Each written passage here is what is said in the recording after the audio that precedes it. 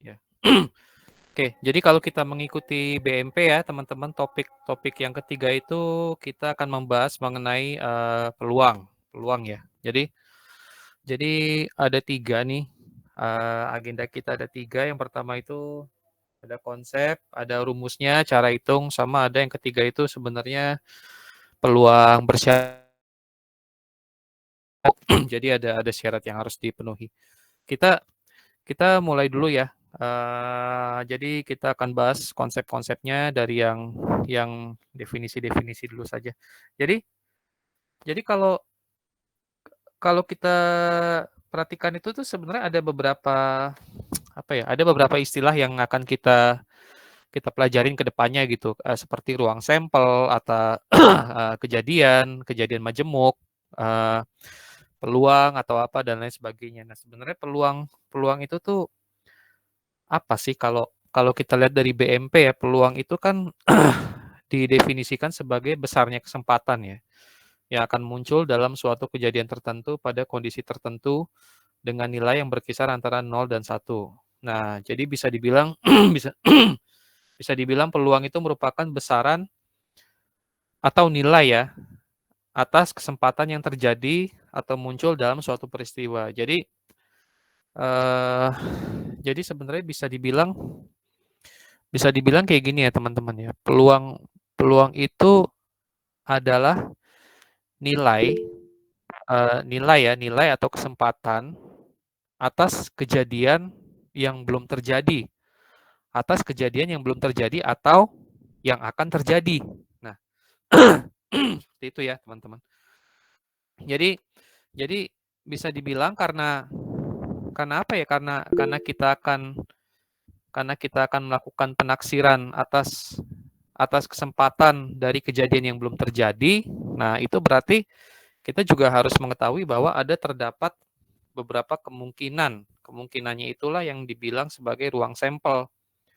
Ya, ruang sampel itu lambangnya S ya, teman-teman. Jadi seluruh kemungkinan yang ada dalam suatu kejadian itu namanya ruang sampel. Ruang sampel itu lambangnya huruf S. Nah, ruang sampel itu ruang sampel itu seperti apa contohnya? Gampangnya saya lupa udah pernah saya ajarkan atau belum ya. Jadi kalau misalkan saya hari ini pulang kerja tuh naik apa gitu, naik naik motor, naik mobil, naik kendaraan umum, naik kereta atau naik naik apa ojek online seperti itu ya teman-temannya. Jadi ruang sampel kejadian saya pulang kantor hari ini tuh ada 5, totalnya seperti itu. Oke. Nah, ada juga yang namanya kejadian atau peristiwa. Jadi kejadian itu bisa dibilang sebagai sebuah himpunan ya, himpunan bagian dari ruang sampel. Himpunan bagian dari ruang sampel. Nah, jadi kalau gini ya teman-teman, saya coba gambarkan ya. Jadi kalau ini ruang sampel, gini ya, ini ruang sampel seperti itu. Ini ada yang namanya kejadian. Ya, misalkan ada kejadian kejadian A, ini ada kejadian B, seperti itu ya. Terus ini ada misalkan ada kejadian C gitu. Nah, jadi ini adalah apa? Kejadian itu merupakan himpunan bagian. Nah, ini namanya kejadian A, ini namanya kejadian A, yang ini namanya kejadian B, gitu ya, kejadian B. Nah, ini namanya kejadian C. Nah, jadi himpunan bagian dari ruang sampel. Nah, terus yang namanya kejadian itu eh, terbagi menjadi 2 ya teman-teman. Ada yang namanya kejadian sederhana, ada yang namanya kejadian majemuk. Kejadian sederhana itu kejadian yang punya satu titik sampel aja. Nah, sedangkan kejadian majemuk itu merupakan himpunan dari gabungan beberapa kejadian. Nah, jadi ada lebih dari satu nih. Ada lebih dari satu kejadian memiliki lebih dari satu titik sampel. Oke, jadi kejadian majemuk itu ada beberapa ya. Ada beberapa, tapi sebenarnya ada 4 sih. Yang namanya kejadian saling asing dan saling lepas itu itu bisa dibilang sama kurang lebih. Jadi kejadian saling asing itu kejadian yang tidak mungkin bisa terjadi secara bersamaan. Jadi nggak ada hubungannya sama sekali. Jadi tidak mungkin terjadi dalam satu waktu yang bersamaan. Ya, kalau kita gambarkan di himpunan, di apa sih tadi itu kejadian kejadian saling asing dan saling lepas itu gambarnya seperti ini ya teman-teman ya. Jadi misalkan ini ada himpunan S gitu ya, S. Nah, ini di sini misalkan A, terus ini di sini misalkan B. Nah, ini namanya kejadian saling lepas karena mereka tuh tidak apa sih? Tidak ada irisannya sama sekali. Jadi peluang peluang A, peluang A dan peluang B itu bisa dibilang besarnya beda akan tetapi tidak mungkin terjadi dalam satu waktu yang bersamaan. Seperti itu ya, teman-teman. Terus ada juga yang namanya kejadian saling bebas. Kejadian saling bebas itu bisa dibilang kejadian yang peluang terjadinya tuh sama. Kejadian yang peluang terjadinya tuh sama gitu. Jadi misalkan kayak tadi saya hari ini pulang kantor naik apa gitu kan, naik motor, mobil, apa kereta, kendaraan umum itu peluangnya masing-masing berapa itu tuh sama. Jadi antara peluang saya pulang naik kendaraan umum dan peluang saya naik motor itu sama besarnya. Seperti itu ya, teman-teman. Terus ada juga kejadian bersyarat.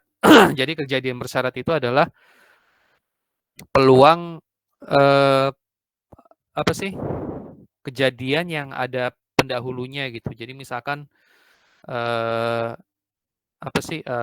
Kalau kalau teman-teman mau mendapatkan nilai bagus, ya syaratnya harus belajar dulu sebelum ujian seperti itu ya. Contohnya ya. Nah, kalau kejadian majemuk terbatas itu adalah kejadian yang ruang sampelnya itu bisa dihitung atau bisa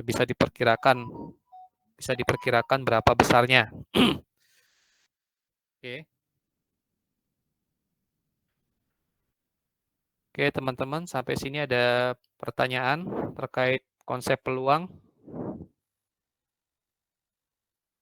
Silakan kalau ada yang mau tanya langsung aja ya. Kak, maaf. Yang saling lepas itu gimana ya? Tadi baru saling terbatas aku dengarnya. Oke.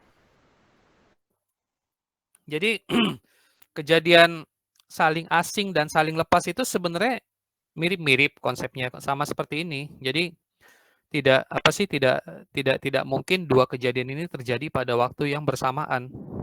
Seperti itu. Jadi eh, kalau misalkan nih Mas, saya kasih contoh ya.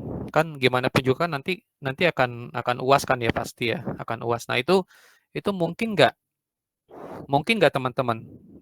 Teman-teman itu ujian tapi dapat nilai A dan E dalam waktu yang bersamaan untuk mata kuliah yang sama. Mungkin nggak seperti itu? Tidak, tidak. Tidak mungkin. Iya, benar. Itu yang saya maksud ya. Itu merupakan kejadian saling asing atau kejadian saling lepas yang mana intinya tidak mungkin terjadi dalam satu waktu yang bersamaan. Contoh lainnya adalah saya hari ini pulang kerja naik apa gitu kan. Ya saya bisa naik motor, bisa naik kereta, KRL, bisa naik mobil, bisa naik angkot, tapi tidak mungkin saya pulang kerja naik motor dan naik angkot dalam waktu yang bersamaan. Seperti itu, teman-teman. Contoh gampangnya gitu ya. Kalau digambarkan ya diagramnya jadinya kayak gini. Jadi nggak ada koneksinya antara dua ini gitu. Oke. Ada lagi yang mau ditanyakan teman-teman? Pak, Ya, silakan. itu sampel itu berarti ruangan yang berisi kayak suatu bahan-bahan yang diujikan gitu. Bukan Lebih ke bahan-bahan yang bukan kejadiannya. bahan-bahan yang diujakan, tapi kemungkinan kemungkinan atau bisa dibilang output ya, output dari suatu kejadian. Gitu ya. Jadi misalnya sampelnya ini tuh misalnya sampelnya ini satu kelas. Nah, dan yang kemungkinan itu 35 orang. Masing-masing 35 orang itu punya kemungkinan maksudnya dalam sampel itu mereka tuh lagi lakukan ujian gitu. Nah, 35 orang tersebut melakukan ujian itu hasilnya antara lulus atau tidak gitu. Tapi kejadiannya itu bebas karena mereka ini tidak nentu apakah yang duluan berhasil ini lulus atau tidak gitu.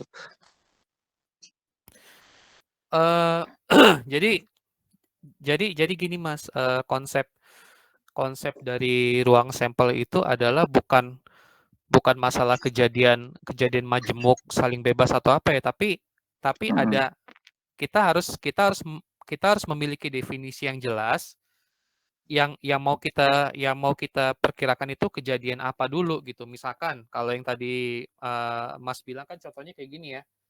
Dalam satu kelas ini terlihat kan ya ada 35 mahasiswa gitu ya. Ya. Mahasiswa. Dan ke 35 mahasiswa tersebut mengikuti ujian gitu kan ya. Nah, jadi yang harus kita definisikan adalah kita harus cari dulu ini kejadiannya apa gitu. Bisa dibilang kan kejadiannya ini kan. Bener bukan? Ya. Nah, jadi misalkan nih, misalkan satu gitu ya, seluruh mahasiswa lulus ujian gitu, misalkan ya. Terus dua misalkan setengah mahasiswa tidak lulus, misalkan. Terus ada yang ketiga, misalkan ya hanya 5 orang mahasiswa yang tidak lulus, seperti itu ya. Terus yang keempat, terdapat 20 orang mahasiswa yang lulus dan sebagainya. Nah, jadi seperti ini Mas. Jadi meskipun ini dari 1 sampai 4 ini adalah contoh output, contoh hasilnya. Ya, jadi bisa dibilang ruang sampel dari kejadian ini bisa dibilang kita masih belum tahu ada berapa. Apakah nanti bisa aja kan nomor 5 misalkan jadi yang lulus ada 10 orang misalkan seperti itu ya. Atau bisa juga ternyata nomor 6 dari 35 mahasiswa itu yang lulus tuh cuma ada 15 gitu kan, bisa aja seperti itu ya. Itu merupakan ruang sampel. Nah, jadi kita harus cari tahu dulu seluruh kemungkinan atas kejadian ini. Atas kejadian mahasiswa ini ikut ujian gitu. Kalau misalkan kita udah tahu kemungkinannya ada berapa, maka itu bisa dibilang sebagai ruang sampel. Jadi misalkan ini kan cuma ada 4 ya, mungkin ada nomor 5 juga, ada nomor 6, tapi dan sebagainya. Gimana kalau misalkan ternyata kemungkinannya tuh ada 100 misalkan. Ya udah berarti ya kita tahu gitu loh. Ruang sampel dari kejadian ini itu ada 100. Seperti itu. Nah, terus kalau misalkan ditanya ini berapa peluangnya semua mahasiswa lulus gitu ya? Karena semua mahasiswa lulus itu cuma ada 1 ya, jadi peluangnya 1/100. Seperti itu maksud saya. Kecuali ya, yang jelas kan ini kan contoh ini kan bukan sesuatu yang bisa kita prediksi dengan gampangnya kayak gini ya. Pasti ada banyak kemungkinannya kan, teman-teman. Jadi kita harus tahu dulu misalkan dari 35 mahasiswa nih yang belajar berapa orang, yang nggak sempat belajar berapa orang, atau mungkin yang yang paham berapa orang, seperti itu teman-teman. Baru kita bisa membuat prediksi ruang sampelnya. Kalau misalkan kita tidak tahu kemungkinannya atau outputnya itu ada berapa banyak, kita belum bisa menghitung berapa peluangnya untuk kejadian tersebut. Jadi seperti itu ya teman-teman. Jadi bukan berarti oh ini kejadian majemuk, oh ini kejadian saling bebas apa itu tidak seperti itu ya. Yang jelas kita harus tahu dulu, kita harus membuat definisi yang jelas atas kejadian atau peristiwanya itu apa dulu gitu. Baru kita bisa prediksi ruang sampelnya itu ada berapa. Jadi seperti itu ya teman-teman. Oke, sampai sini. Oh, ruang sampelnya itu yang terdiri output yang diris sama bapaknya tadi. Iya betul, outputnya. Oke. Oke, gimana teman-teman yang lain, masih ada yang kurang paham? Saya Kak, Iya silakan. tadi belum menyimak, jadi itu semua sama ya, yang saling asing, saling lepas, sama saling bebas. Enggak, beda. Kalau saling asing dan saling lepas itu kurang lebih sama. Tapi kalau saling bebas itu adalah kejadian yang peluang itu sama besar. Kejadian yang peluang itu sama. Saya contohkan lagi ya teman-teman. Misalkan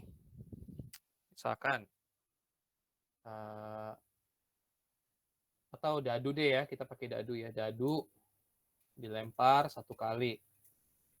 Berapa peluang muncul angka 1, 2, 3, 4, 5, 6. Ayo teman-teman. Ini saya punya dadu, saya lempar. Ini peluangnya berapa? 1/6. 1/6. 1/6, oke. Yang lainnya berapa peluangnya? 3/6. Ini Kak, 1/6. 2/6. 3/6. Sama. 1/6 juga. Sama. 1/6. Sama. Oke, ini sama nggak? Sama. Sama. Nih? Semuanya sama. Semuanya sama. Oke. Ini namanya kejadian yang saling bebas. Kenapa dibilang saling bebas? Karena ya ini peluang itu sama-sama 1/6. Terus yang mau saya tanyakan adalah tadi saya dengar ada yang menjawab 2/6, ada yang jawab 3/6. Itu kenapa kalau boleh tahu itu? Maksudnya masih belum paham atau bagaimana? Nggak apa-apa, silakan. Karena saya baru gabung, Kak. Oke. Kemungkinan peluangnya itu terjadi berulang-ulang kali gitu. Menurut saya ya. Gimana? Mungkin peluang yang muncul ini terjadinya berulang-ulang kali. Tapi nggak tahu ya, mungkin bapaknya ini seharusnya itu satu gitu bandingannya gitu. Karena kita nggak nentu juga hasilnya akan jadi berapa. Ya kan? Benar. Ya bisa dibilang seperti itu sih. Ini peluangnya ini memang 1/6. Kenapa 1/6? Karena ya ini Ada 6 angka. Iya, ada 6 angka dan masing-masing tuh sama, punya peluang yang sama. Seperti itu ya, teman-teman. Oke. Kalau misalkan ya, pertanyaannya saya ganti nih. Pertanyaannya saya ganti. Saya tambahin. Berapa peluang muncul angka lebih besar dari 1? Berapa? 5/6. 5/6. Berapa? 5/6. 1/6. 5/6 Kak. 5/6. 5/6. Ya, Kenapa 5/6? Bisa. karena 2, 3, 4, 5, 6 kan lebih gede dari 1, jadi termasuk ke anggota dari soalnya. Benar nggak, Kak? Oke.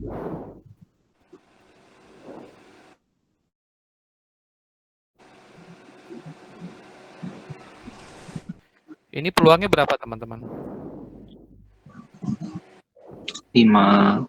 5/6. Kenapa 5/6? Ada 5 kan? Itunya 5 sisi dadu, jadi himpunannya. 5/6.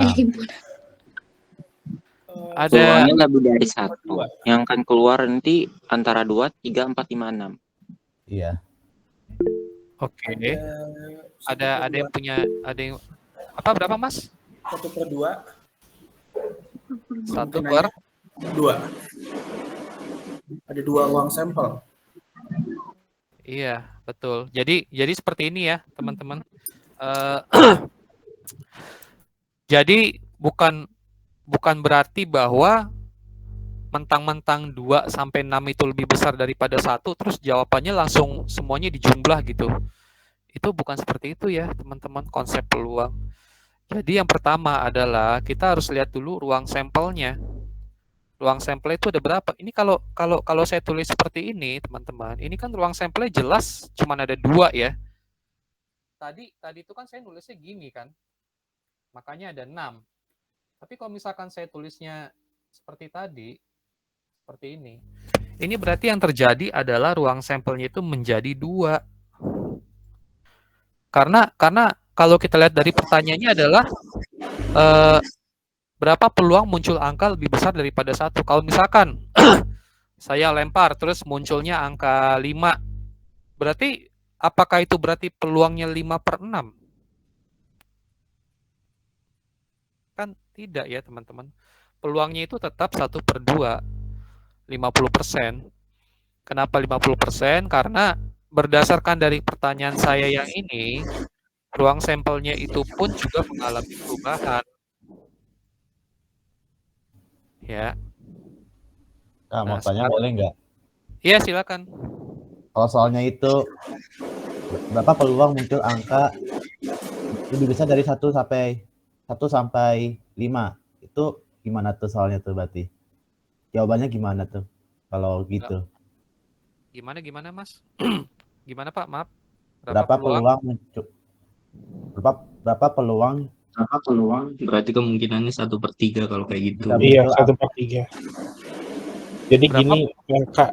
Jadi dia nanyanya kan ini lebih dari 1. Ini kan batas bawah kan. Terus Ya. ditambah batas atasnya tuh lebih kecil dari 5 gitu. Jadi akan ada berapa peluang? 1/3 kan? Lebih kecil dari 5. Iya, lebih Ya, besar kayak dari gitu. 1 dan lebih kecil dari 5 gitu. Lebih besar dari 1 dan lebih kecil dari 5. Berarti ini kan ya, 2, 3, 4 gitu ya. Iya, Ya. gitu. Terus 5. 6. Iya, Iya. berarti 1/3 kan? 1/3 berarti ya? Iya, betul, Pak. 1/3. Oh, iya. Gitu ya. Jadi kita harus perhatikan lagi ya, teman-teman, ruang sampelnya itu ada ada berapa di sini. Nah, sekarang oke, sampai sini ada yang mau ditanyakan lagi atau masih ada yang belum paham? Silakan, nggak apa-apa. Bisa diulang sedikit tadi ini? Kenapa bisa jadi 1/3? Oke, kenapa bisa jadi 1/3? Karena ruang sampelnya itu juga jadi ada 3. Ini kan seperti ini kan ya. Pertanyaannya nih, ini kan seperti ini kan, angka 1, terus apa sih, 2 lebih besar Ya. angka ini kan, Iya, terus apa, 5, 5 6. dan 6. Ini kan pertanyaannya seperti ini kan. Jadi peluang muncul angka 1, terus lebih besar dari 1 dan lebih kecil dari 5, terus 5 dan 6. Ya, kalau kita lihat kan ruang sampelnya ada 3 berarti 1, 2, 3.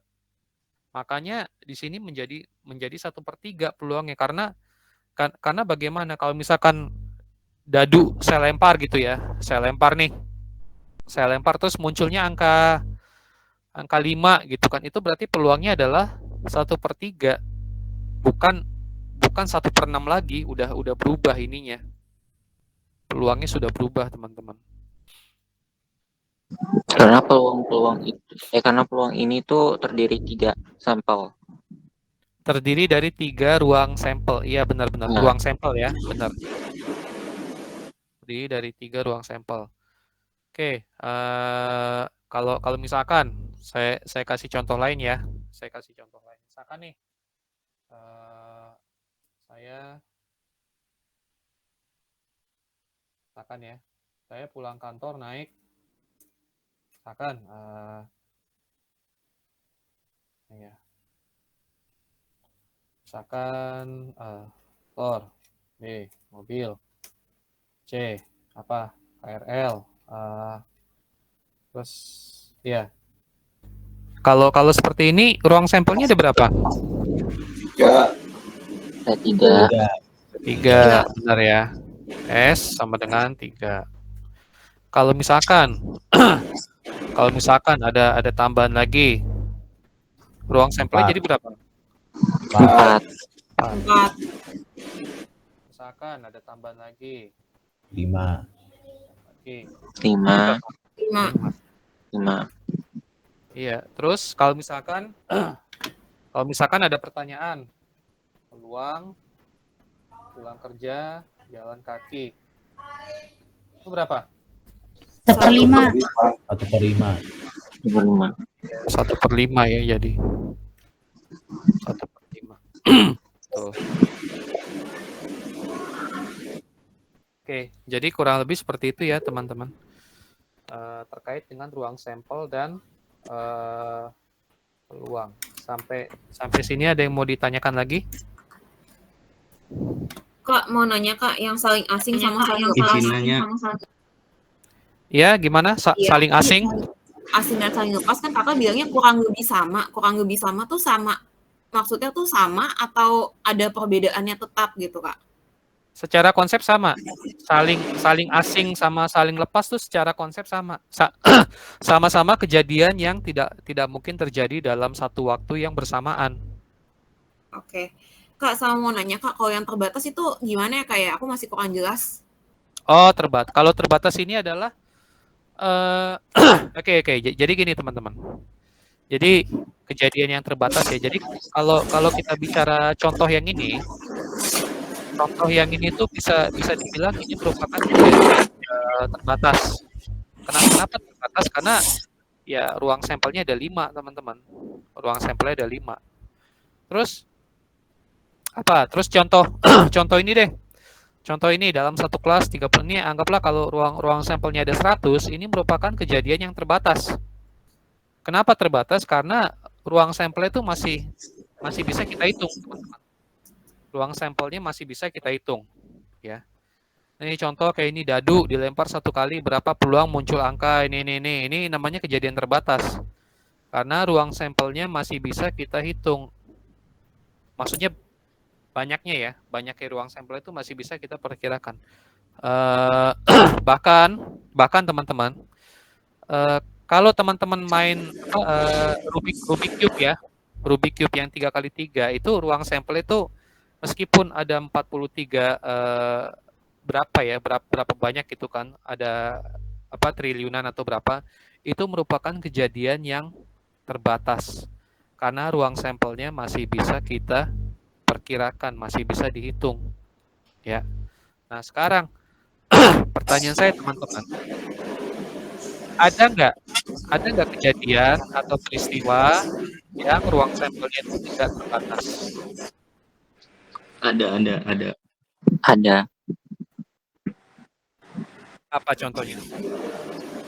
Perilaku manusia Kak. Kematian. Gempa Contohnya bumi. dari itu.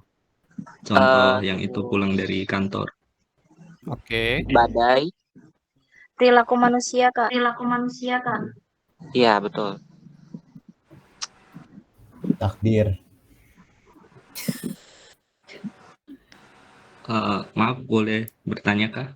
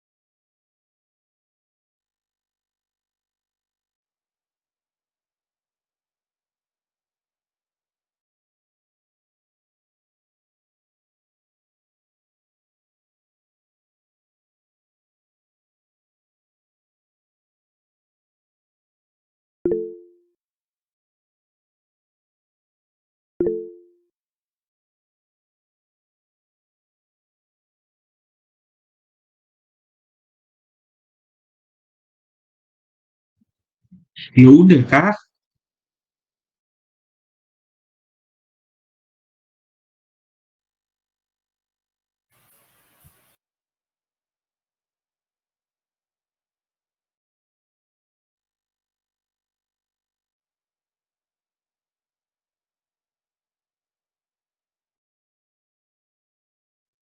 Halo.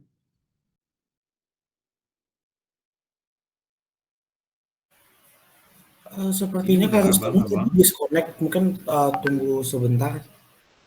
Nanti mungkin Kak Resto akan balik lagi, kalau enggak pasti Kak Resto ngabarin di grup.